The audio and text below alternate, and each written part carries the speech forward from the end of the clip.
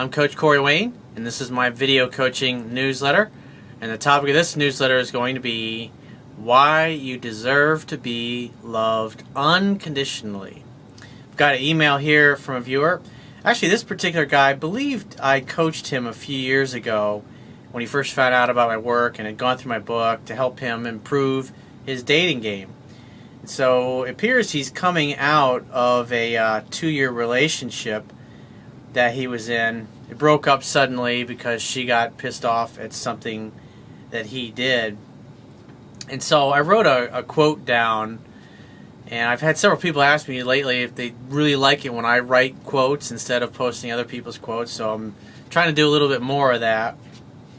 And so the quote that I wrote regarding this email that I'm going to go through here is about real love and why it's worth the wait. It's like, for me, what my personal experience has been is that every person that you meet prior to that next great love of your life comes into your life, they're there to prepare you, to help you become the person that you need to be in order to successfully attract that next great love of your life. I read a long time ago, there was a quote, I can't remember who said it, but they basically said that everybody that comes in your life has a gift. They have a gift for you, and you have a gift for them. Obviously, the gift is the experience of your time together and interacting with one another, no matter how short or how long that happens to be. And so, why real love is worth the wait. Real true love is easy and effortless with no holding back. It's total unconditional love, acceptance, and support of each other. The wrong person will hold back, create unnecessary drama, and cause you to question your idea of who you are.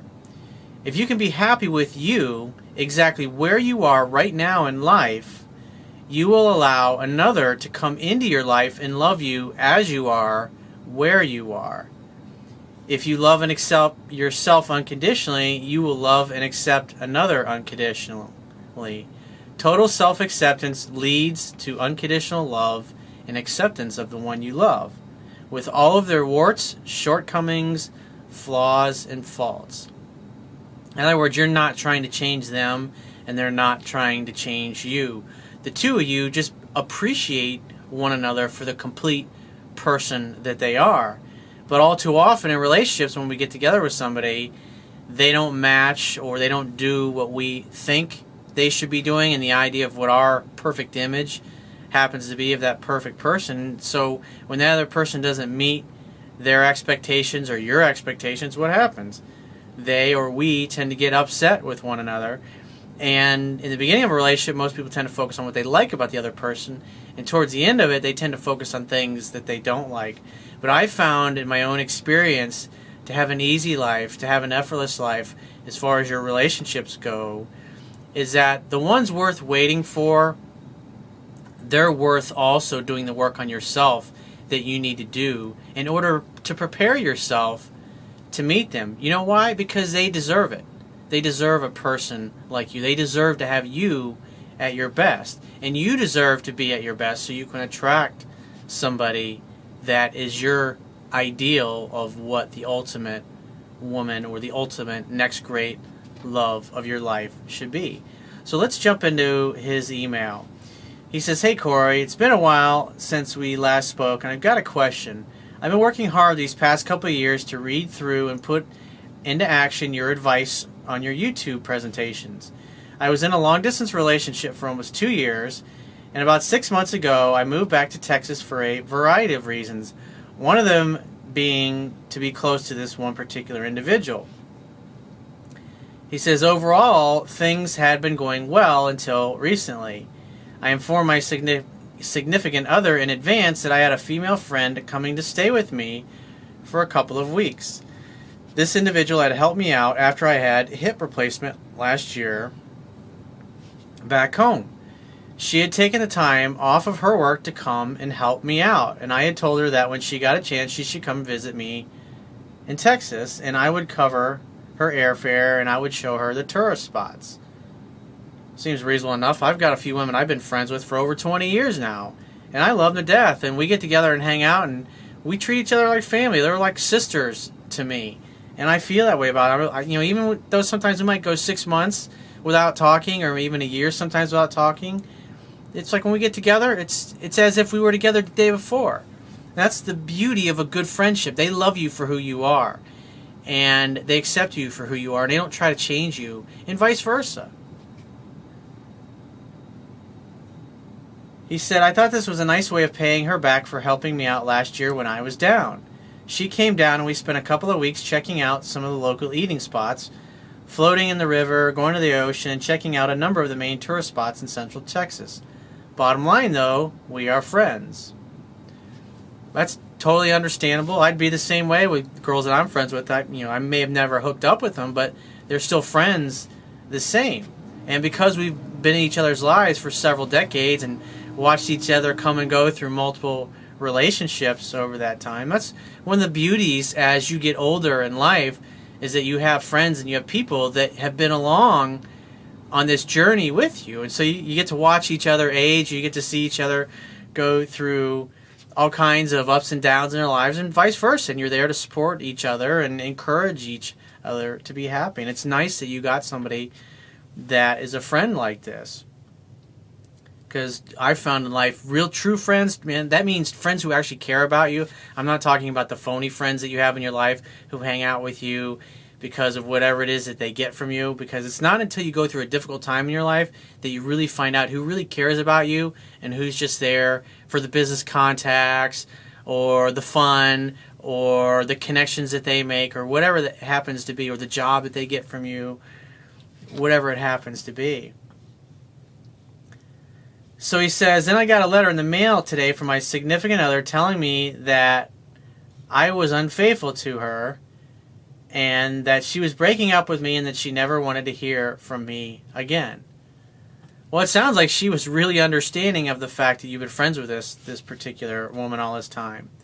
He says, I sent her a short note to say that I had told her about my friend coming in advance, and the reason why I hadn't contacted her in that past 2 weeks was that my significant other had told me that she was very busy these past 2 weeks with work. And I was sorry that she was upset with me, but I hadn't been unfaithful, and I had made a promise a year ago, and I was fulfilling that promise. Seems totally, I mean, that's what I would say.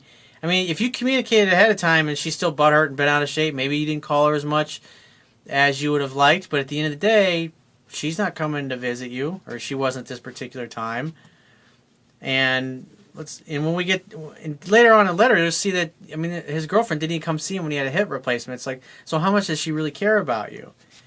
He says, I do like my significant other a lot. However, I'm not very happy about being accused of doing something wrong when I didn't. And at the end of the day, if you had a good, healthy relationship, you should be able to tell her that, and she would accept it instead of just being determined that you're screwing around on her. He says, my significant other didn't take time off from her job to come see me when I was recovering from my hip replacement. That's a huge red flag. It's, like I said, the people that really love you and care about you, they show up when you go through things like that. I mean, that's a pretty major thing. I know for older people, having had a grandmother that had both of her hips replaced and have had several other friends who've had mothers or grandmothers, it's a lot of people that are older, they don't survive that kind of surgery. He says, I don't feel like I should contact my significant other more than the response to her letter, since she was the one that broke up with me. I mean, at the end of the day, if she says, hey, I'm out of here, you cheat on me, and you're like, hey, no, I didn't, I told you about this ahead of time, but if you want to be that way, call me if you change your mind. I mean, that's basically all you can really do. He says, I live in a great part of Texas where there is a lot of dancing all the time, and I'm a pretty good dancer. That's what I talk about all the time. Like attracts like. And so if you really love to dance, then you should definitely go out and go places where you're going to dance and meet the kind of people who also like to dance. I say a lot. People are like, where do I go to meet a woman? It's go do things you really love and you really enjoy, and forget about trying to meet somebody. Go hang out with people and events, join clubs or groups of like-minded people who are doing the kinds of things that you really love and you really enjoy. Because when you go and do that with other people, either them directly or maybe one of their friends or family who happens to be with them will be there as well, and they'll have an interest in the same thing that you do. It's pretty easy to strike up a conversation, have rapport with somebody when you have similar hobbies, similar interests, similar values. That's the whole reason why you get together with somebody. I talk about hanging out, having fun, and hooking up all the time as a simple thing a guy needs to focus on. But I mean, at the end of the day, the key part is having fun, and it's hard to have fun with somebody that you don't have a lot in common with, or somebody that when you hang out with them, you feel like maybe intellectually you're inferior, or maybe you care a lot about politics, and they couldn't give it the time of day. And that's why it's important to know who you are, know what you want, and build your life and your lifestyle around doing the kinds of things that you want to do and hanging out with the kind of people that you want to hang out with. There's a quote that I read every once in a while. It's called, sometimes you got to create what you want to be a part of.